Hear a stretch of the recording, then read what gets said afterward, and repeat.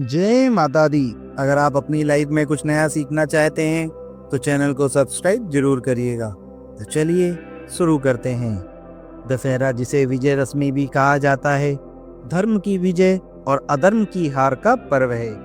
यह त्योहार श्री राम के रावण पर विजय और महिषासुरमर्दिनी दुर्गा के महिषासुर पर विजय को भी दर्शाता है। यह दिन हमें सिखाता है कि सच्चाई और धर्म की हमेशा जीत होती है, चाहे बुराई कितनी भी ताकतवर क्यों ना हो।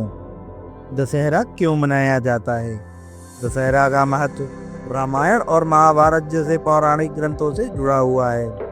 रामायण में रावण को भगवान श्री राम ने कई दिनों तक चली लड़ाई में हराया था। रावण, जो कि एक राक्षस था, अपनी शक्ति और घमंड में चूर होकर धर्म से दूर हो गया था और उसने भगवान श्री राम जी की पत्नी माता सीता को बंदी बना लिया था। श्री राम ने रावण को हराकर धर्म की विजय सुनिश्चित की। महिषासुरमर्दिनी दुर्गा का राक्षस महिषासुर के साथ युद्ध और उसकी पराजय का दिन भी दशहरे के दिन मनाया जाता है। दुर्गा माता ने महिषासुर का वध किया, जो बुराई और अत्याचार का प्रतीक है। यह पर्व हमें सच्चाई, साहस और संघर्ष की शक्ति की याद दिलाता है।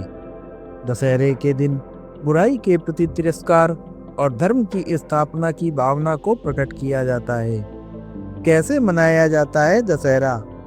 दशहरे का उत्सव विभिन्न रूपों में मनाया जाता है, लेकिन हर जगह इसकी रावण वध की रिवायत होती है। रावण का पुतला बनाना और उसे जलाना एक पारंपरिक उत्सव है, जो बुराई पर अच्छाई की विजय का प्रतीक है।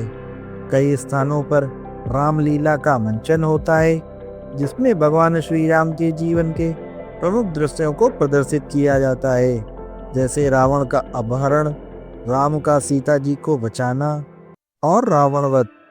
कुछ स्थानों पर लोग विभिन्न देवी देवताओं की पूजा करते हैं और सार्वजनिक रूप से राक्षसों की बुराई को समाप्त करने के लिए रावण, मेघनाथ और कुंभकर्ण के पुतले का दहन करते हैं। सांस्कृतिक कार्यक्रमों का आयोजन होता है, जिसमें नृत्य, संगीत और नाटक होते हैं। इस दिन हमें अपने सभी बुरे कर्मों को त्यागने और अच्छा जीवन जीने का संकल्प होना चाहिए। वर्ष 2025 में दशहरा 2 अक्टूबर गुरुवार को मनाया जाएगा। यह अश्विन मास की शुक्ल पक्ष की 10वीं तिथि को मनाया जाता है, जो रावण वध और श्री राम की विजय का प्रतीक है। दशहरे का क्या महत्व है? दशहरा हमें यह सिखाता है कि धर्म और सच्चाई की हमेशा विजय होती है।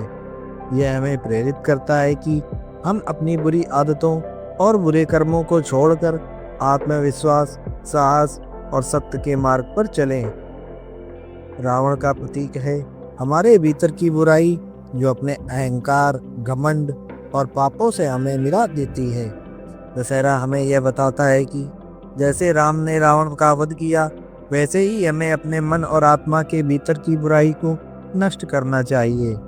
धर्म और सत्य की साक्षात विजय का प्रतीक है यह पर्व। जब भी सच्चाई और अच्छाई का मार्ग कठिन हो, तो हमें याद करना चाहिए कि अंततः वही जीतता है।